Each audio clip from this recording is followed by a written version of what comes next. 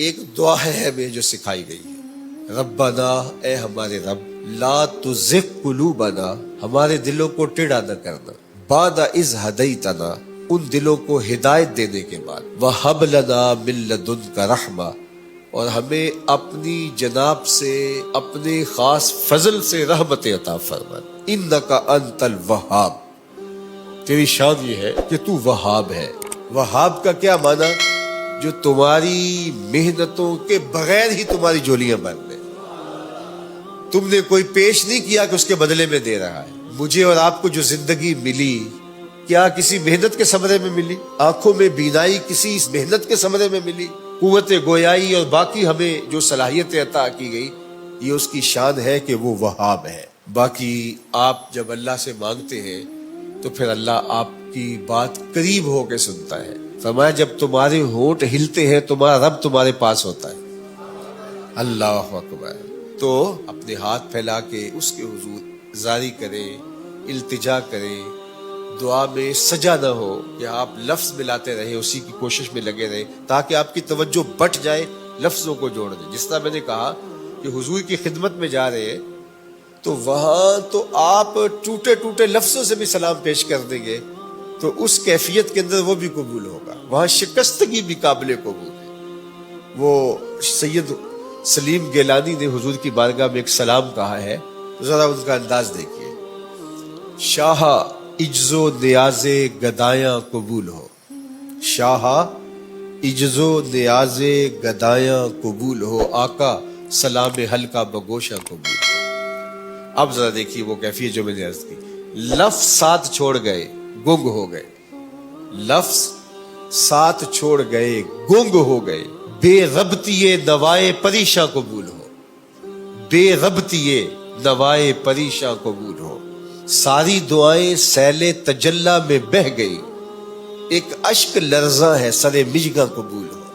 تو دعا کے اندر وہ شکستہ لفظ بھی اس کو قبول ہے۔ تو بعض اوقات لفظ ترتیب پاتے ہیں، بعض کا ٹوٹے ٹوٹے لفظ ہوتے ہیں، بعض کا انسان ہاتھ پھیلاتا ہے اس کو لفظ بھی نہیں مل رہے ہوتے، میں ہاتھ پھیلاؤں مانگوں تو کیا مانگوں، میں تو لفظ بھی گنگ ہو گئے۔ تو وہ بند لبوں کی بولیاں بھی سنتا ہے، وہ تمہارے لہجے کو جانتا ہے، خلوص سے پیش ہونا ہے، اس کے حضور عاجزی سے پیش ہونا ہے۔ اور یہ دعا اور اس دعا سے جڑے ہوئے مفہوم اس کے حضور آج خاص طور پہ عرض کرنے ہیں، اپنی عبادات کی قبولیت کی دعا کرنی ہے۔ ربنا لا تزغ قلوبنا بعد اذ ہدیتنا وہب لنا من لدنک رحمہ انک انت الوہاب۔ اے اللہ ہمارا دل سیدھا کرنے کے بعد دوبارہ ٹیڑھا نہ کر دینا، اور اپنی جناب سے بے مزد جو ہماری کسی محنت کا نتیجہ نہیں ہے رحمت عطا فرما دینا، اس لیے کہ تیری شان ہے کہ تو وہاب ہے۔ ہماری کسی محنت کے ثمرے میں ہمیں عطا نہیں کرتا، ہمیں ویسے ہی عطا کرتا ہے۔ ہمیں بھی جو بھیجا گیا وہ بھی کیا ثمرہ تھا، ہماری محنت کا نتیجہ تھوڑا تھا۔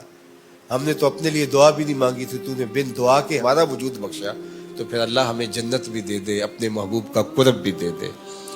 اور اللہ سے جو مانگو وہ عطا کرتا ہے۔ جب مانگنے بیٹھو تو چھوٹی سے چھوٹی چیز مانگو، بڑی سے بڑی چیز مانگو، جوتے کے تسمے سے لے کے جنت تک اس سے طلب کرو، وہ جولیاں بھر دے گا، وہ کرم کر دے گا۔